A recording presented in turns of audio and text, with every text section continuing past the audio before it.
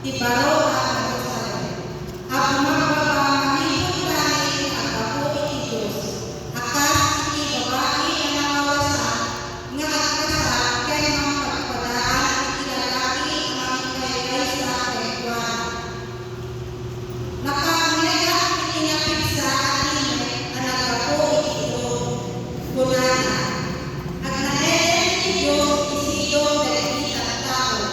Makipagkain ko kadakwada ket isudan ko iti kadakwada mo ti Diyos ket isudan ko ti Diyos ka ket isudan ko iti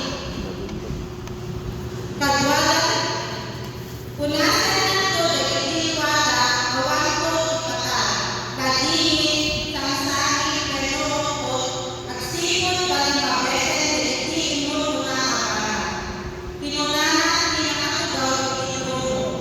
Pagkaroon ni aming agana, pinunahan kay kanya. Surat mo dito, mapanganamaan kay puno dito asaw. Pinunahan kay, natumpayan, siya ianapang kay Timomera. Ipangkugyan kay Pangumpalan. Sa sino man ang ikakto iti kalindagan ng Pinoy, itiubog nila ng bigyan.